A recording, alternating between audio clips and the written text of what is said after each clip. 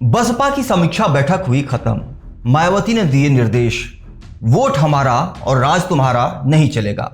यह अभियान गांव गांव तक चलाएं। यूपी निकाय चुनाव में करारी हार के बाद बसपा सुप्रीमो मायावती ने गुरुवार को लखनऊ स्थित पार्टी मुख्यालय पर सभी छोटे बड़े पदाधिकारियों की बैठक ली। उन्होंने कहा कि वोट हमारा राज तुम्हारा नहीं चलेगा।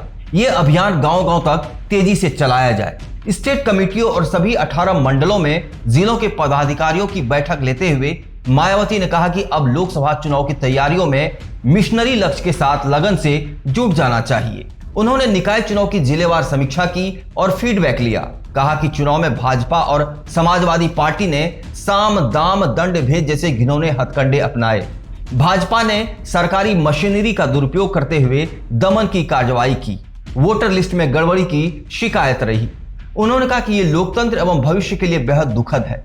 इसका जवाब लोकसभा चुनाव में जनता जरूर देगी। निकाय चुनाव में लोगों की आपसी गुटबाजी, रंजिश और मनमुटाव तथा चुनाव में टिकट नहीं मिल पाने आदि के कारण हालात थोड़े दिन जरूर अलग रहते हैं।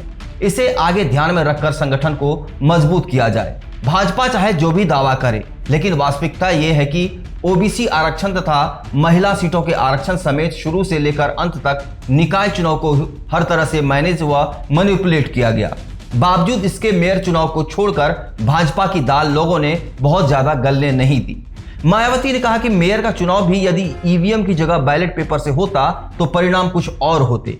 उन्होंने कहा कि आगरा और सहारनपुर के मेयर चुनाव में बसपा को घिनौना षड्यंत्र करके हरा दिया गया। उन्होंने कहा कि पार्टी कार्यकर्ता चुनावी खर्चा के लिए पार्टी को आर्थिक रूप से मजबूत करने को न भूलें।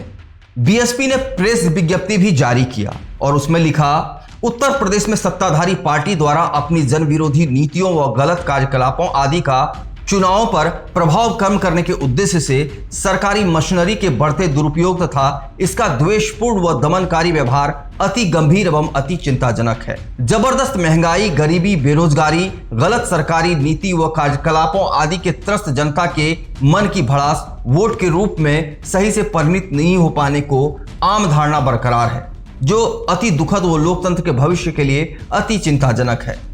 इनके विरुद्ध सतर्क रहने की ठोस रणनीति के हिसाब से आगे लोकसभा आम चुनाव के लिए तैयारी करने के लिए सुश्री मायावती जी ने प्रदेश के सभी छोटे बड़े पदाधिकारियों तथा मंडल व जिला अध्यक्षों की विशेष बैठक में फीडबैक लेने के बाद जरूरी दिशा निर्देश भी दिए।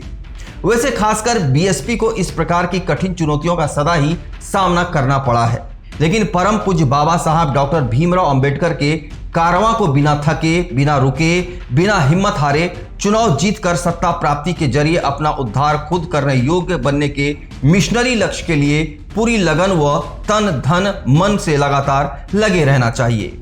यूपी निकाय चुनाव में तमाम विपरीत हालात का सामना करते हुए बीएसपी को समर्थन के लिए लोगों का तहे दिल से आभार व शुक्रिया।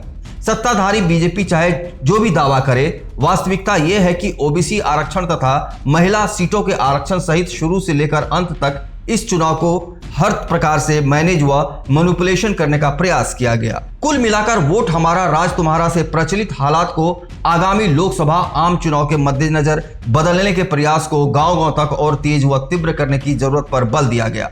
बीएसपी दूसरी पार्टियों की तरह बड़े बड़े पूंजीपतियों व धन्नासेठों के इशारों पर कार्य नहीं करती है और इसीलिए पार्टी की आर्थिक मजबूती पर भी ध्यान देने की बैठक में अपील की गई। साथ ही चुनाव आयोग से खासकर सरकारी मशीनरी के दुरुपयोग तथा संविधान व कानून के खिलाफ धर्म व राजनीति में बढ़ते प्रभाव पर प्रभावी अंकुश लगाने की बीएसपी के राष्ट्रीय अध्यक्ष, उत्तर प्रदेश के पूर्व मुख्यमंत्री व पूर्व सांसद सुश्री मायावती जी ने मांग उठाई। इस चैनल को देखने के लिए आप इसे लाइक, शेयर और सब्सक्राइब करें।